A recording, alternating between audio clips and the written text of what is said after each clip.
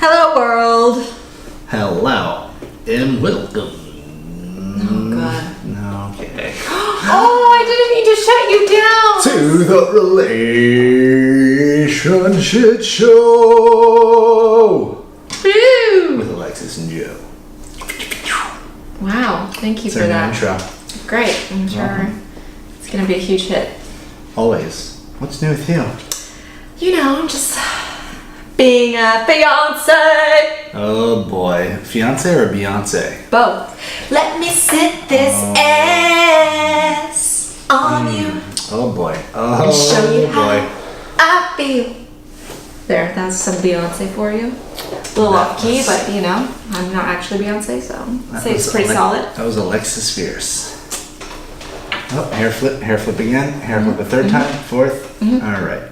Okay. Wow. Anyways, so this was brought up to me, and I thought it was interesting. So here we go. So, here's my ABCs. The honeymoon stage, which if you're not familiar, is the beginning of a relationship and everything's amazing. You're just so in love and you're so obsessed and they could never do anything wrong. And they say like, oh, people always go, you guys are just in the honeymoon phase. You know, you're just in the honeymoon phase. That's why you're happy. And like, the question is the honeymoon phase a myth or is it real AF? As with most things in life, it depends. Oh, here we I go. think with most couples, yes. With us, it happened. We had waves of it, but we didn't have like the first years. Which at first I was like, this is bad news bears. But I think ultimately it paid off. I'd like to think we got through all our shit early on. Not that it's gonna go away, but we got through a lot of hard stuff early on, and now because we've had to learn to communicate real early on, that we're gonna be better off now. Whereas a lot of people get strong honeymoon phases, and that's why like all the resentment comes out later, because it's like, this person wasn't who I thought it was when I first started dating them, and they aren't as amazing. Yeah. So I think it does exist for most people yes, because in the beginning you are just like, it's like so new and like you're so just stoked that someone else likes you, and it's like, oh my God, it's, you know, it's a new penis. What is it gonna do? wow. It's like I'm exploring your body. Every day I'm learning something new about you. And you're just so like distracted by that. And of course, like the sexual chemistry like blinds you. The tension, Yeah. the wonderment. Yeah. It blinds you, and like things in the beginning that you like just like put up with and you didn't care because all of the honeymoon clouds were keeping you from seeing that it's actually really fucking annoying what this person does. And then once you've been dating for a while, you're kind of, that starts to fade because like you get into a cycle, not as many new and exciting things. You've been banging a lot, so you're kind of like, okay, I'm used to this dick now. And then you start to go like, well, wait a second. Why does he fucking leave all of his shit all over the place? And how come he never puts the toilet seat down? And how come he likes to like have sex with his eyes open and like do weird stuff that I don't like? I don't know. Maintain eye contact. See, it's uncomfortable. Yes. It's uncomfortable. It's like, I don't know, something's creepy. But yes, but I don't know. We definitely didn't have it. We fought on our like third date? Yeah. A big one too. Third date, first year, second year. Yeah. Third, fourth, fifth year. But I like to see like that we did have waves of things because I feel like we have a honeymoon every day, just a little piece. It's a honeymoon to be with you. Exactly. All my days. Alexis. Yeah. And just because I don't know why. Randomly resting your arm and stroking my forearm there. Hello, I'm trying- honeymoon moment right now. Exactly. Here we go. Exactly. Oh my God, I can't believe the cat purring's making her purr, you know what I'm saying? Hey. Yeah, and every day's the honeymoon phase if we role play that we just met. Oh my God. No I'm saying, Pro tip, Pro tip, I'm a sexy stranger. Oh my God. I don't know who I'm gonna be tonight. We'll find out. Oh, TMI. Oh, like we haven't. Oh my god.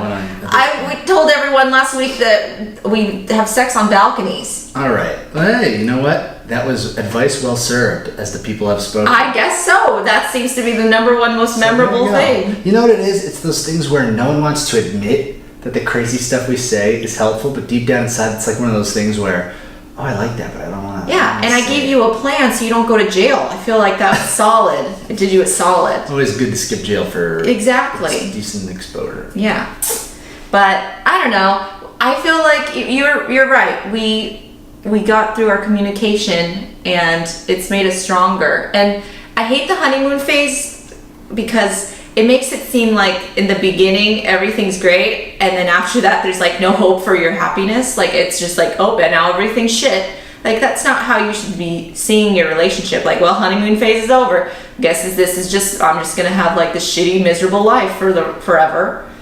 Yeah, I would argue it sets unreal expectations. Yeah. Because the high can be so high that you're like, I'm in the best. You hear people, I'm in the best relationship ever. Nothing ever goes wrong. We never fight, and we never. Well, that's really not weird and stare at unhealthy. each other, or whatever the hell it is. Yeah. Yeah. I don't know, and I think for me, this is getting cheesy and deep, but I feel like the longer we're together, like I feel you're obviously the longest relationship I've had. Like more than the honeymoon phase, I like this better. Like we have like this even deeper connection, and we just like ebb and flow with each other, and it's like I experience like more happiness from that than I did from being like obsessed with someone and being like, I must be with this person all the time and I want them. I was talking to someone today about it, in fact. Brene Brown, we both bonded over. You talked to Brene Brown? No, I talked to someone else about Brene Brown. Okay. There's a little pro tip. Anyone looking for just like better communication, to be in the arena in terms of relationship character building, read any of Brene Brown's stuff. She's all about vulnerability and courage, and the biggest thing comes more on the guy's side. I hear it all the time with guys in their relationships thinking they're either always right or thinking there's nothing wrong or just clueless to what's going on. Guys lack that insightfulness. I lacked this. That insightfulness to see just like trying to win an argument for the sake of the win. Like, why do you need that win in an argument? And this goes for both sides. Why do you need that win? You don't need that shit. It's not worth sacrificing the relationship. That's the stuff we've had because we are both stubborn people. I know. But I think if you reframe it as it's us against the problem instead of you versus me, it will really help you like just change your mindset, because it's like, okay, yeah, he's fucking annoying me and I want to stab him, but it's not him that I'm going to fight. We're going to find a solution to how we won't trigger each other and how to find a compromise. And if I do it that way instead of being like, he's the fucking worst, I'm gonna stab him in his sleep. Sometimes I just picture putting a pillow over his head and suffocating him. And then he climaxes. Wait, what? Knew that better. Yeah. Purr for me some more. Oh my god. I don't know why that's I lost my train of thought. entertaining for me. Oh my god, we are seeing her temperature climbing right now. Is you like that one? Oh god. I don't know, don't you think you feel like, do you understand what I'm saying about like how we've been together so long and like all the years and memories and all the growth that we've had together? Like that's really special to me. Yeah, if anything, I'm not even saying you shouldn't fight. Like, how do I word this? We still have those stubborn moments where each of us want to win, but the major part is at some point afterwards when we've cooled off, we like take that very painstaking time to acknowledge like, all right, fine, you were right on some points, and I was wrong on some points, and vice versa. And this is what we go through. We ended up somehow we just go through this like formula of how to fix a fight. First we're mad, we like kind of get it out. And then we like take a break and a breather when we calm down. One of us initiates it and it says, this is what I am sorry for, and this is what I need from you, and this is what I'm going to work on in the future to meet your in the middle, or to whatever we need to find happiness. There just and then always we needs take to be a turns doing resolution that. at some point. Yeah. I think the other problem is people think that they have the fight, it rolls over, then they just assume, we're both over, let's not bring it up again. No, It's it'll not come good. back. Because Oh. then the next fight, you bring that shit back. And Or then it's it just doubles. stewing in there. Oh, yeah. And so the next time he does something little, you're gonna be like, "And you fucking bitch! You didn't put down the toilet seat, and now I hate you." And it's like not because of the toilet seat; it's because of whatever you fought about, and now you're just losing it. Or the guy thinks, "Oh no, she's over. Don't worry." And you're like, "No, she ain't over." No, bitch. and then she she's stabs you. letting that just marinate in her And head. she's texting her friends, going, "This motherfucker, I can't last another day." And may I say, that's dangerous because depending on the type of friend, if it's not a good quality friend, they could be saying, "Yeah, he sounds like kind of an asshole, and you should get rid of his ass." And you're Yeah. like, "Motherfucker, what?" I know when they're your friends, they need to recognize that you probably only tell them the bad stuff the majority of the time. Ooh, yeah. So that could be a for whole topic. But Yeah, I was gonna say, because that I've noticed even for myself, because you realize there's certain friends you vent to, but then if you actually stop and think, how many times do you vent and it's just all negative venting? yeah, you don't Make tell sure you them say like the- positive, because then your friends are gonna be like, "Wow, this person But just sounds like a dick." it's hard because your friends are there like when you're like you need that venting. You're never like, "Oh my god, I just love Joe so much today. Let me tell you about all the nice things he did to me." Like your friend's gonna be like, "Shut the fuck up." Yeah, you don't want to be Miss Rah Rah. "Oh, he's just so perfect. He's Yeah. everything right." Yeah, then they're gonna be like, "This is disgusting." Yeah. But I think That's also the why I friends need to started keep this that in too, though, mind. because I hated every other relationship podcast I listened to. The couples just sounded too perfect. Like, it was so methodical. It was annoying. It was like, we call each other out on our shit, and then we solve it right then and there. And we have this picky promise we do where we laugh at each other and make each other ice cream sandwiches. Like, what I want the an ice cream hell? sandwich. Well, you can get that, Why but are you making me ice cream I'll sandwiches? make you one right now. I'll even make the ice cream handmade. Wow. Eee. You like it, the gelato, hey? Oh, here we go. There you go, yeah. I think the friends just need to realize, like, take everything with a grain of salt, and they don't just hate them. Obviously, if it's repetitive things and the guy's really an asshole, but yeah, I think it's good to follow the formula of admit what you did wrong, ask for what you need in the future, and also offer what you can do in the future. That's like Also, 3 this points. works even outside of relationships. I'm sure I've mentioned this before. Whether it's your parents, friends, family. Yeah.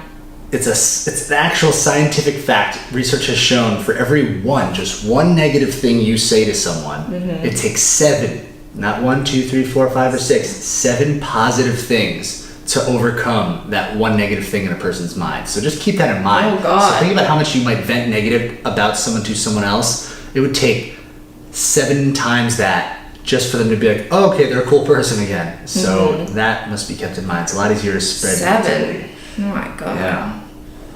That's It's tough. way more than I thought. Yeah, and that's why I think if you are waiting for that honeymoon phase, then it's the resentment, then you don't settle the arguments, then that's stewing. Now it takes 7 times Yeah. that you never delivered it because you never overcame it, and then you get into another argument. Now it takes 14 things. You definitely Yeah. ain't saying 14 things. Yeah. So, Yeah. And I think the honeymoon phase, whatever, myth or not, who knows, but you should just try to find honeymoon every day. Try to learn more exciting things. You can always still learn new things about a person. You just have to try and be open, and like, you don't know everything they did when they were like 7 years old. You could still learn something new about them, and you could learn something new about their bodies too. well, to me, it's the little things. It's not like, oh, I'm just gonna go tell her I love her. I mean, that's important, but it's like the little things. Like, I had a friend earlier this week defend his girlfriend when they weren't getting along with someone else, and like just doing that, like that was little things he did without her even knowing. And I'm sure she found out later and loved the fact that he stood up for her when everyone else was against her. Just things like that. Yeah. It's definitely good. Well, yeah. And of course, bring it back to their love language. I brought Joe food today. My love language is gift giving. That So I definitely brought him worked. home a little snack from when I went out. And it was tasty. Yeah. Tasty. So, Little things, just little surprises. just like Joe this morning texted me, I was a little hungover, and he's like, make sure you drink your electrolytes. And I was like, oh my God, Joe loves me and he supports my drinking. Which perfect example, because before that, I was passed out because I had to wake up early for work. And she's just, all I remember is her coming in. She's like, Joe, Joe, wake up. And I'm like, go to sleep. I'm trying to sleep. Like, I did not want to have it. I'm one of those people, once I'm in sleep mode, so grumpy. I'm a cranky puss. I am a cranky puss. And I just didn't want to hear it. And then she Yeah. was passed out. Yeah. Thank God. And then 6 in the morning, I told her, get your electrolytes in. And He it was knew. all good. He knew. It'd be better if you just had French fries delivered to the house. That's right. That would have been my dream. But I went and got them myself. You had French fries? Yeah, I walked to Gulp and got French fries all hungover. Dang, I want And French fries. it was really bad because the bartender who was there the night who's serving me shots was there in the afternoon when I got there, and I was in my pajamas and like. That's the best right there. And he's like, I guess you're not doing so well today. And I'm like, please just get me 3 sides of ranch dressing, okay? Please. That's funny. I know. Yeah. Except I wanted fries. So. Then walk. You can get them right now. They're still open. No, I'm good. I'm good. All I'm right. glad you ate your fries. Wasn't there something else you wanted to talk about? No, but it's already been 16 minutes. We'll save Damn, it it's for been the- 16 minutes already? Yeah, that's Wow. why I'm like being like, okay, so that was great. Let's go. No one's listening at this point. Well, thank you all for tuning in. Oh, stop shaking your tatties. Well, no one's watching anymore, so I can just do whatever That's I right. want. You can do whatever you want. This is what we do when the time runs out. All right, ladies and gentlemen, you have a good day and a wonderful week. Bye-bye.